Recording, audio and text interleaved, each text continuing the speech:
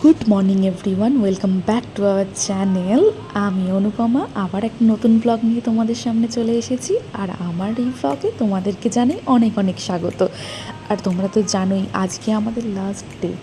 যেই কাজের জন্য মেনলি পলাশাতে আসা, মানে আমাদের এই গ্রামের বাড়িতে আসা, সেটা গতকালই হয়ে গেছে। গতকালই লাস্ট পুজো ছিল, ওখানকার সব কিছু হয়ে গেছে, খুব ভালোভাবে হয়েছে। আমরা আজকে এখানকার একটা ফেমাস টেম্পলে এসেছি, যেটা হলো মা মনসার মন্দির। এটা কিন্তু ভীষণ জাগ্রত একটা মন্দির। এই মন্দিরের অনেক হিস্ট্রি আছে, যেটা আমি বাবার কাছ থেকে কিছু কিছু শুনেছিলাম। আর এই মন্দিরের মেন পুজো হয় ফেব্রুয়ারি মাসে, যেটা আমরা প্রত্যেক বছর আসি। কিন্তু এবছর যেহেতু এই সামরালুর ইভেন্টটা ছিল মে মাসে, ওই জন্য আমরা ফেব্রুয়ারি মাসে আসা হয়নি।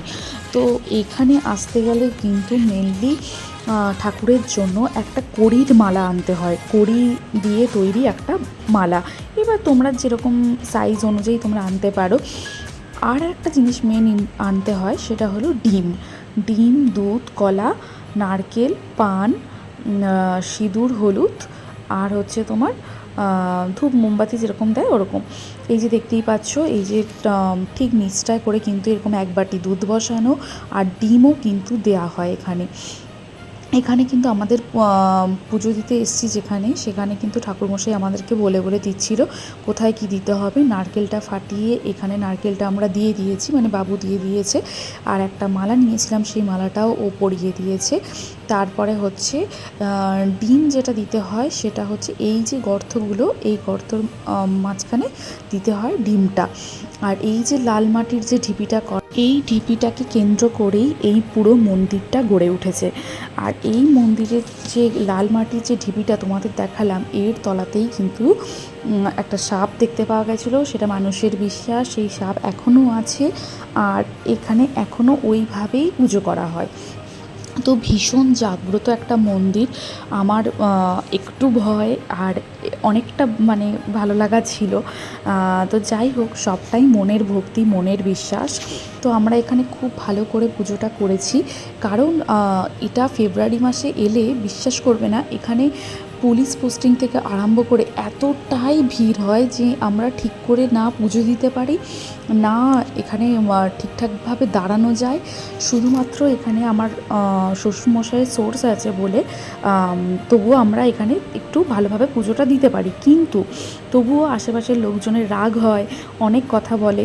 তো সেই জন্য ঠিকঠাকভাবে কোনো বছরই আমি ঠিক করে পুজো দিতে পারিনি বিয়ের পর থেকে। কিন্তু এই ফার্স্ট টাইম এত ভালো করে পুজো দিলাম।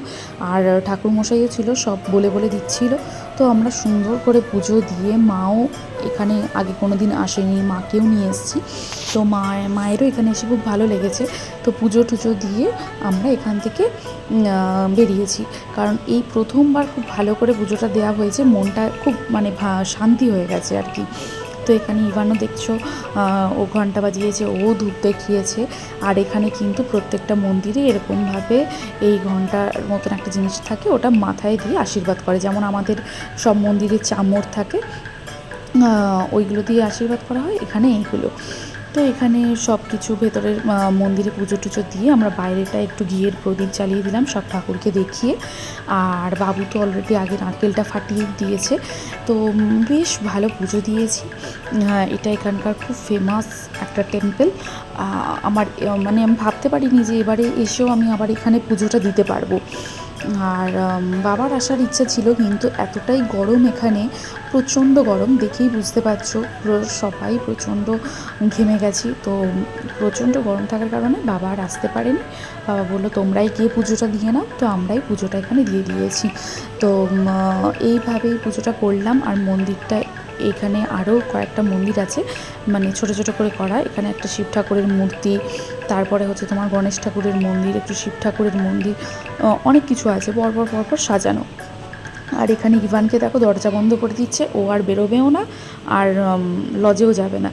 তো যাই হোক, তারপরে ওখান থেকে আমরা বেরিয়ে একটু ব্রেকফাস্ট করলাম। যেহেতু আর্লি মর্নিংয়ে এসেছিলাম, ব্রেকফাস্ট করা হয়নি, ব্রেকফাস্ট করলাম। এখানে পুরিগুলো দেখতেই পাচ্ছ ভীষণ বড় বড়। মা বলছে এত বড় বড় পুরি? আমি বললাম হ্যাঁ, এখানকার পুরিগুলো এরকমই বড় বড় হয়। তো আজকের ভিডিওটা এখানেই শেষ করছি। সবাই ভালো থেকো, সুস্থ থেকো। আজকের ভিডিওটা ভালো লাগলে কিন্তু অবশ্যই like, comment, share and subscribe করতে কিন্তু ভুলো না।